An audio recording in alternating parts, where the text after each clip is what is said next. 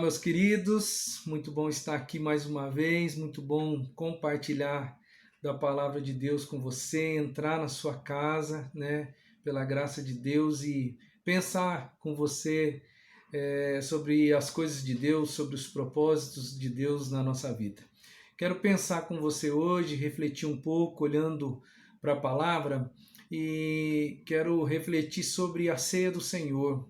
Talvez exista aí no fundo da sua alma uma certa interrogação com relação à ceia do Senhor nesses tempos de pandemia. Se você faz parte da nossa igreja local aqui em Araçatuba, você já percebeu que até o momento, desde que nós fechamos a igreja para os cultos presenciais, nós não ministramos a ceia do Senhor. E talvez exista aí no fundo da sua alma uma interrogação com relação a isso. Eu quero hoje pensar com você, olhar para as Escrituras e enxergar nas Escrituras o porquê da maneira que nós estamos agindo até este momento, ok? Bom, num primeiro momento, vamos olhar para o texto bíblico, ou um dos textos bíblicos mais célebres no que diz respeito à ceia do Senhor. Quero convidar você a dar uma olhadinha para a epístola de Paulo aos Coríntios, primeira carta de Paulo aos Coríntios, capítulo 11, versos 23 em diante, que diz o seguinte: pois recebi do Senhor o que também lhes entreguei, que o Senhor Jesus, na noite em que foi traído, tomou o pão e, tendo dado graças, partiu-o e disse: isto é o meu corpo, que é dado em favor de vocês. Façam isto em memória de mim. Da mesma forma, depois da ceia, ele tomou o cálice e disse: este cálice é a nova aliança no meu sangue. Façam isso sempre que o beberem, em memória de mim. Porque sempre que comerem deste pão e beberem deste cálice, vocês anunciam a morte do Senhor até que ele venha. Então, como deve ser a celebração da ceia em tempos de pandemia, quando a igreja ela não pode estar junta, quando ela não pode estar reunida, quando a essência da comunhão autêntica ela não consegue atingir o ápice em função de nós não estarmos juntos fisicamente. Bom, o que está acontecendo nesse momento? Algumas igrejas, e você deve saber disso, algumas igrejas estão fazendo a ceia do Senhor. Lógico, tomando todas as precauções. Hoje já existe até um kitzinho, né? Um kit ceia que as igrejas acabam distribuindo e eles celebram a ceia do Senhor de uma maneira diferente daquela que nós estávamos acostumados anteriormente, né? De uma forma presencial dentro do templo. Outras igrejas, como a nossa, elas deixaram de celebrar a ceia nesse período de pandemia. Então, por que existe essa diferença, né? Por que algumas igrejas elas realmente entenderam a necessidade de continuar realizando a ceia e algumas igrejas, né, inclusive a nossa igreja batista, ela resolveu deixar de lado esse cerimonial até o momento oportuno.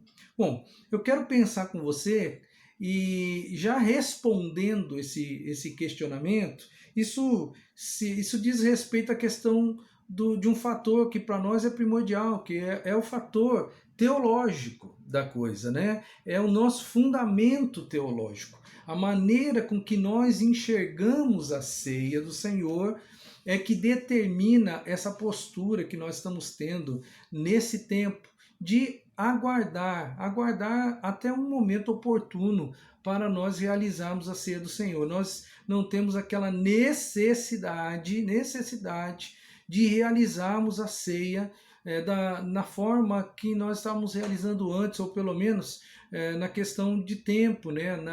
A cada 2 meses nós realizávamos na igreja, e agora então nós demos um break até que as coisas elas se normalizem. Então, isso se deve ao fato da maneira com que nós enxergamos teologicamente a ceia do Senhor. Bom, para você entender bem, os batistas, eles enxergam a ceia como um memorial.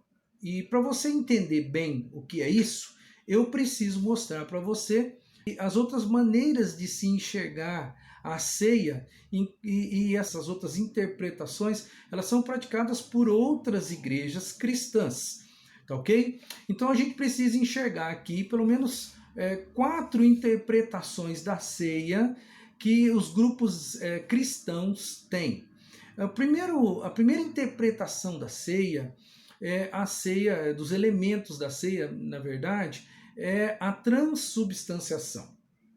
O que é a transubstanciação? Coloco aí para você, né, um conceito de transubstanciação. A transubstanciação, na verdade, ela é uma doutrina católica apostólica romana.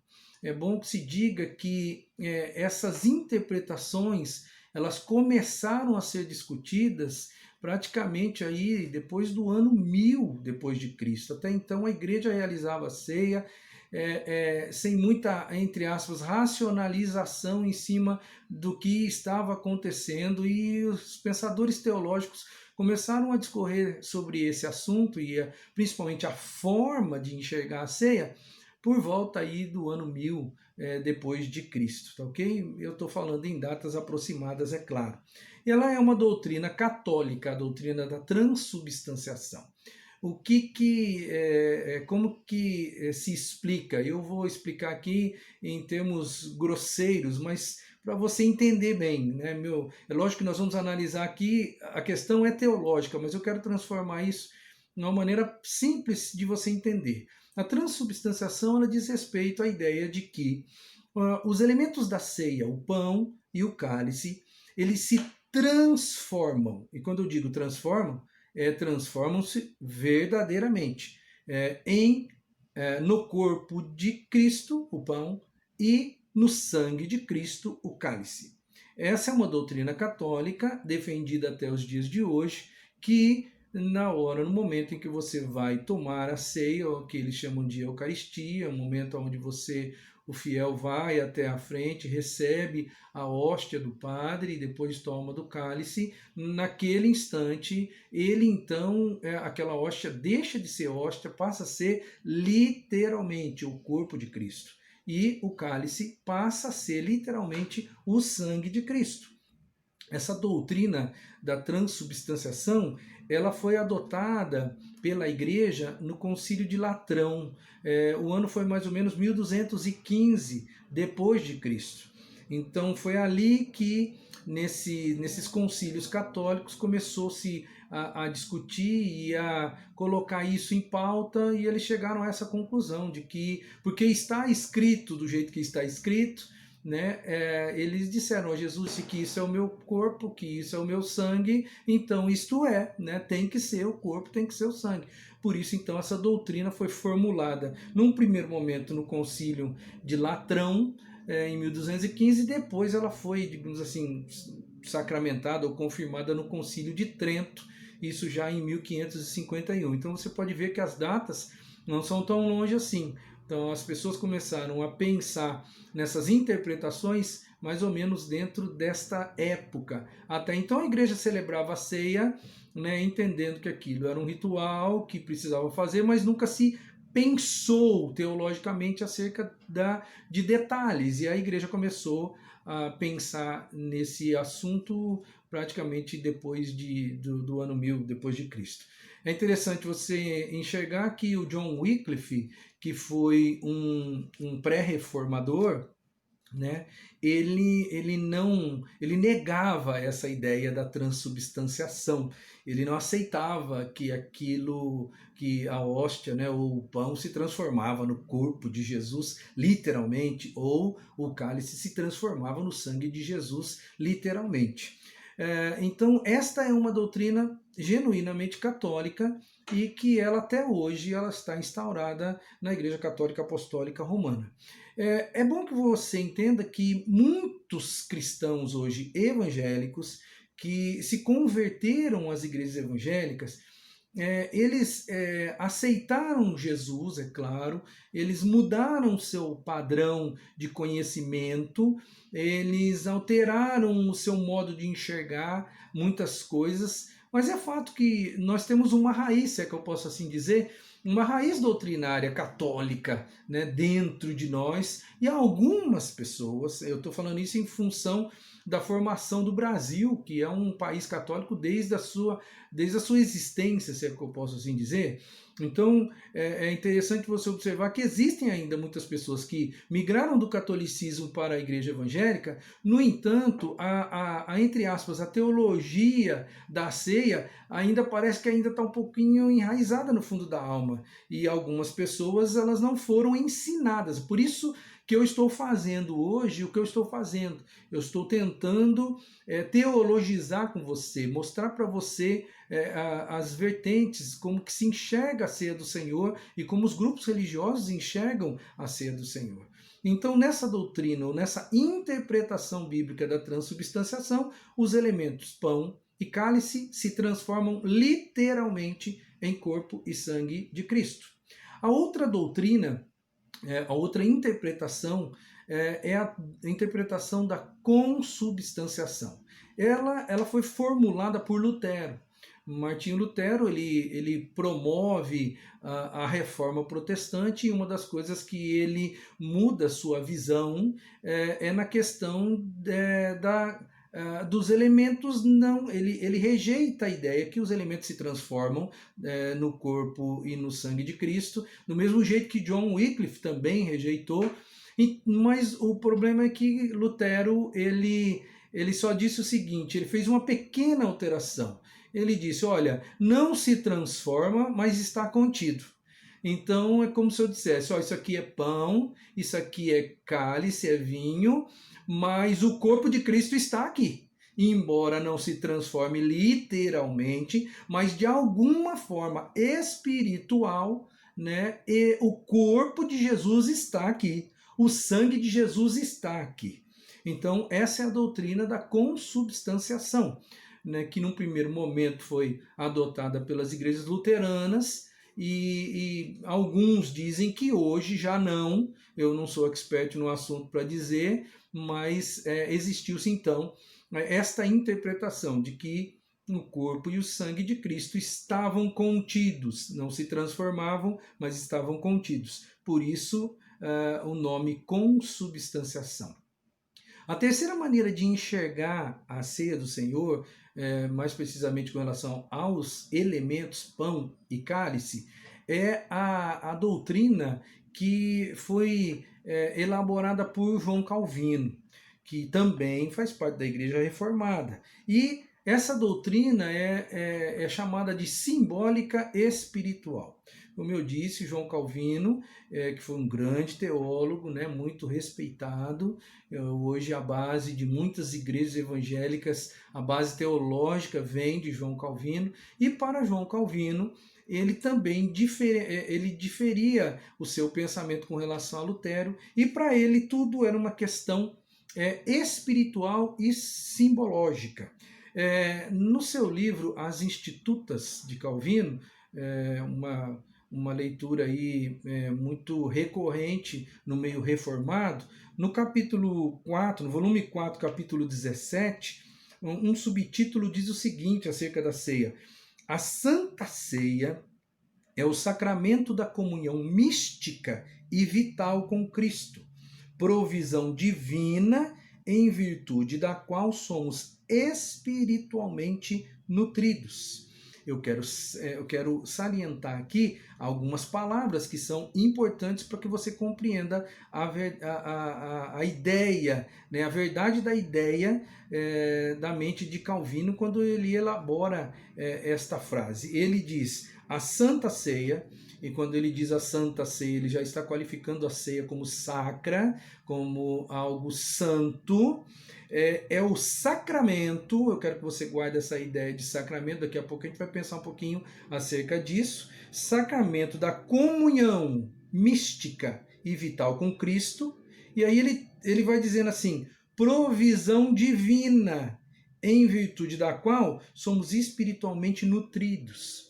Então existe aqui nesta ideia, nessa interpretação calvinista, a ideia de que a Santa Ceia ela nutre o crente através dos elementos que de forma simbólica representam espiritualmente o corpo e o sangue de Cristo, mas esse ritual é um ritual que você precisa participar porque através dele você é nutrido de alguma forma espiritualmente por Deus. Então, essa ideia, essa interpretação, ela admite a condição sacramental da ceia. E aí que eu preciso que você entenda isso para que você, ao entender isso, depois descubra por que nós batistas enxergamos de uma maneira um pouco diferente. Na Confissão de Fé de Westminster, no capítulo 27, ali eles definem o que é um sacramento. E é importante porque isso é aqui que está a grande diferença de crença, né, entre nós e as pessoas que acreditam na ceia como algo sacramental que, embora simbólica e espiritual, ela confere, né, confere uma bênção, confere uma graça, ela nutre a gente de alguma forma. Essa questão sacramental é que difere do pensamento batista, que depois eu vou pensar um pouquinho com você aqui. Bom, na Confissão de Fé de Westminster, diz o seguinte, com relação aos sacramentos. A graça significada nos sacramentos, ou por meio deles, quando devidamente usados, não é conferida por qualquer poder neles existente, e nem a eficácia deles depende da piedade ou intenção de quem os administra, mas da obra do Espírito e da palavra da instituição, a qual, juntamente com o preceito que autoriza o uso deles, contém uma promessa de benefício aos que dignamente o receberem. Então, trocando aqui essa frase complexa numa frase um pouco mais simples, a ideia que se traz aqui é de que existe um benefício em se participar da ceia, existe uma graça em se participar da ceia, e essa graça, então, ela é passada àquelas pessoas que recebem ou que participam daquele momento especial, né, sob a visão calvinista, ok? Então, agora eu quero pensar com você na visão que nós batistas temos da ceia do Senhor, e aí espero começar a aclarar a sua imagem espiritual da ceia, pelo menos dentro da nossa visão, para que você entenda o porquê que nós não temos uma necessidade espiritual de estarmos participando rotineiramente, às vezes dominicalmente, mensalmente ou em outra escala e de tempo da ceia do Senhor. Nós enxergamos a ceia do Senhor como um memorial, um momento aonde nós trazemos à tona em memória o sacrifício de Jesus por nós e o amor de Deus derramado em favor da humanidade. Por que nós enxergamos a ceia como um memorial? Baseado na premissa simples de que Jesus disse ao final de toda aquela narrativa ali que eu coloquei para você da epístola de Paulo aos Coríntios, no final ele diz para a gente o seguinte: fazei isso em memória de mim. Então nós nos baseamos na premissa de que tudo o que deve ser feito, e nós o fazemos, o objetivo daquilo é: façam isso em memória de mim. Lembrem-se de mim, lembrem-se do meu sacrifício, lembrem-se do meu amor. Quando vocês realizarem este ritual, esse cerimonial, a finalidade disso é: lembrem-se de mim. Então é por isso que nós olhamos para a ceia como um memorial, não como algo que nos confira uma graça e que eu preciso fazer em função disso, não como algo místico que se transforma ou que está contido ali elementos do corpo e sangue de Cristo. Nós não nos detemos tanto nos elementos, nós nos detemos mais teologicamente falando no princípio daquilo que Jesus disse que é o porquê, melhor dizendo, o porquê de fazer. Ele disse, façam em memória. A palavra grega utilizada no Novo Testamento para memória neste texto é anamnesis. Anamnesis é uma reconstituição na nossa mente da morte de Jesus na cruz e a demonstração do amor dele por nós e a demonstração do poder de Deus sobre a vida de Cristo e do ser humano. Mas aí você vai dizer para mim, mas não está escrito lá, isto é o meu corpo? Isto é o meu corpo? Então, como que é essa situação? É só para memória mesmo? Mas como interpretar a ideia de isto é meu corpo? Nós não interpretamos de uma maneira literal isso. Nós interpretamos de uma forma simbólica. Assim como quando Jesus, em algumas ocasiões, disse, eu sou o pão da vida, ele disse, eu sou a porta, eu sou a luz. Nós entendemos que, de uma maneira parecida, Jesus ele apenas institui um cerimonial e pega um pedaço de pão e ele quer ensinar de alguma forma a gente a nos lembrarmos daquilo que ele fez. Então nós não nos detemos na ideia de que, olha, isto é de uma forma literal. Nós olhamos para isso e enxergamos no final da narrativa a coisa mais importante, que é o quê? É fazer aquilo, né, cumprir este ritual para nos lembrarmos de Jesus.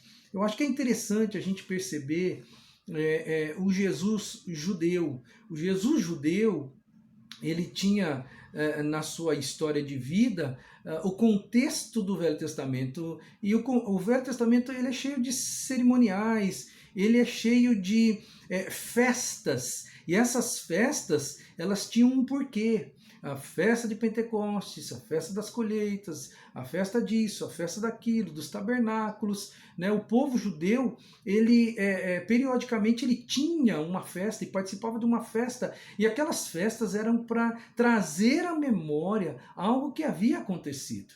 Jesus, eu quero crer que com esta premissa no coração, ele institui um ritual que ele passa a ser um ritual do cristianismo, totalmente apartado do judaísmo agora, mas com algo semelhante no fundo da alma, quando ele diz, olha, eu quero que vocês façam assim, assim, assado, e quero que isso sirva como um memorial para vocês se lembrarem daquilo que eu vou fazer. Vou fazer por vocês, que é entregar meu corpo e entregar meu sangue, né, para que vocês tenham vida e vida abundante. Então, eu quero enxergar dessa forma, a Igreja Batista enxerga dessa forma, como memorial. Quero trazer aqui agora para você a declaração doutrinária das igrejas batistas brasileiras, né, e de uma maneira textual eu trago para você aqui. Diz o seguinte, no tocante à ceia do Senhor. A ceia do Senhor é uma cerimônia da igreja reunida, comemorativa e proclamadora da morte do Senhor Jesus Cristo, simbolizada por meio dos elementos utilizados, o pão e o vinho. Nesse memorial, o pão representa o corpo dado por nós no Calvário e o vinho simboliza o seu sangue derramado. A ceia do Senhor deve ser celebrada pelas igrejas até a volta de Cristo e sua celebração pressupõe batismo bíblico e o cuidado e exame íntimo dos participantes. Essa é a declaração doutrinária da Convenção Batista Brasileira. Esse é o documento que formula a nossa interpretação, a nossa maneira de enxergar a ceia do Senhor. Você observa comigo que nós não, o nosso foco está na finalidade e não nos elementos. Quando eu parto do pressuposto que a finalidade é mais importante do que os elementos, eu entendo que a finalidade é um memorial. E assim nós fazemos como cristãos batistas, sempre que realizamos a ceia, nós trazemos mais uma vez à memória o sacrifício de Jesus por nós. A finalidade do cerimonial, ela é o aspecto mais importante do que o próprio cerimonial, ou mesmo os elementos do cerimonial. Então é por isso que nós enxergamos a ceia de uma maneira diferente. E aí, em função de enxergarmos diferente, por isso que nós não temos uma necessidade espiritual de participarmos dela de uma forma ininterrupta, rotineira. O segundo ponto que eu quero destacar aqui, que também é importante, e quero dar um grau de relevância aqui para você, é que nós cremos na participação da ceia não como sacramento, mas sim como ordenança. E isso é importante, porque existe uma diferença básica dentro do nosso ponto de vista do que é de algo sacramental e algo que foi uma ordenança de Jesus. Sacramento tem a ver com a necessidade, como eu já discorri aqui, a necessidade de realizar algo porque aquilo me dá alguma coisa, aquilo me confere algo, confere-me uma graça especial, aquilo é santo, aquilo é sagrado, e quando eu tomo o sagrado para mim, aquilo me nutre. Esta é a ideia de algo sacramental. E nós, como enxergamos como algo memorial, nós não cremos desta forma que a participação na ceia vai me conferir uma graça especial, vai me dar algo que eu preciso dela para sobreviver espiritualmente falando. Então, por isso até que nós não chamamos a ceia de Santa Ceia, nós chamamos apenas de ceia do Senhor. Santa Ceia denota-se a ideia de sacro, santa, sacro, ceia, que vem a ideia de algo sacramental. Nós, os batistas, chamamos apenas de ceia do Senhor. A grosso modo, para a gente entender a diferença de ordenança para sacramento, a ordenança é algo que Jesus deixou para a gente fazer e que no fundo do nosso coração a gente entende, eu devo fazer isso por quem eu sou. Eu sou de Deus, eu sou de Jesus, e ele disse para que eu fizesse isso, e o farei. O farei para me lembrar do sacrifício e manter vivo na minha alma aquilo que ele fez por mim. A diferença da ordenança para o sacramento é que o sacramento, a grosso modo, é algo que eu preciso fazer. Não que eu devo fazer, mas que eu preciso. Por que eu preciso? Eu preciso cumprir aquilo.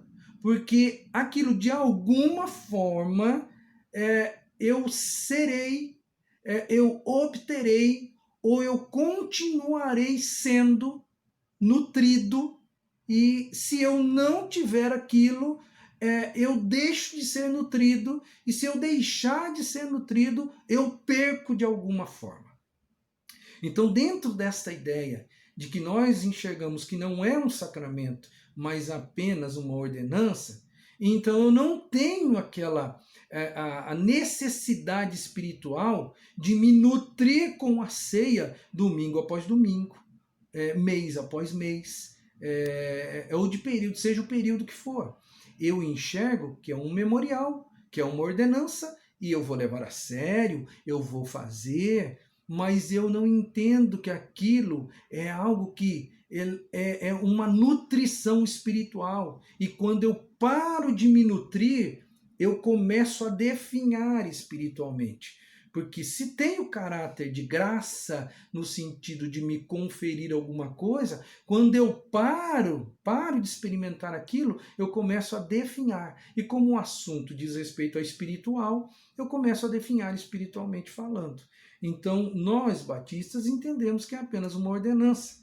É lógico, né, que hoje a gente não está ministrando a ceia, mas isso não quer dizer que nós vamos parar de ministrar a ceia. Não. É lógico que existe no fundo da nossa alma aquela ideia. Uma hora vai acabar e nós vamos voltar a celebrar este ritual sem nenhuma dificuldade. É lógico que se nós tivéssemos como uma garantia de que nunca mais poderíamos ter um culto presencial, nós, lógico, de uma maneira lógica, iríamos ver uma possibilidade de realizarmos a ceia de alguma forma. Mas como no nosso entendimento, o que nós estamos vivendo tem um caráter transitório, e eu digo isso em função da pandemia, ela tem um caráter transitório, uma hora vai acabar. E na hora que acabar e nós estivermos juntos pessoalmente, nós voltaremos a celebrar a ceia como um ritual. Não que nesse período nós não vamos trazer à tona na nossa alma o sacrifício de Jesus, o amor de Jesus. Eu não preciso da ceia para me lembrar, mas a ceia foi uma ordenança de Cristo para que eu nunca me esqueça. Então, esta é a forma com que nós, os batistas, enxergamos. Nós cremos que a ceia é uma forma simbólica, né, uma cerimônia simbólica que traz à nossa mente todo o sacrifício, todo o amor que Cristo teve por nós. Então, tire do seu coração as dúvidas, tire da sua alma as dúvidas ou a dúvida com relação ao porquê nós não estamos participando momentaneamente. Mas, como eu disse, logo estaremos juntos. E a ceia, ela tem o caráter de comunhão da igreja com Cristo, mas da igreja consigo mesma, né? Num caráter horizontal, numa comunhão entre os irmãos. E certamente, quando nós voltarmos a ter essa graça de estarmos juntos novamente, celebraremos a ceia sem nenhuma dificuldade. Eu espero em nome de Jesus. Né? O assunto é teológico, às vezes ele é meio maçante e nós com isso não estamos desmerecendo de forma alguma as outras interpretações, mas eu trouxe esse tema para você ficar em paz, porque de repente, por causa de uma ou outra situação, você tem uma certa angústia de alma. Por que não está participando? E eu venho aqui dizer para você, né, que nós cremos desta forma e que esta memória ela fica no fundo da nossa alma para que nós de fato nunca percamos de vista o grande amor e o grande sacrifício de Jesus por cada um de nós. Eu espero que tenha abençoado sua vida com essa palavra instrutiva e espero em nome de Jesus que você se sinta bem com isso e se sinta abençoado pelo Senhor em função deste aprendizado do dia de hoje. Desejo a você uma ótima semana, desejo a graça, desejo a paz de Cristo sobre você e sobre a sua casa. Que o Senhor te abençoe e te guarde em nome de Jesus.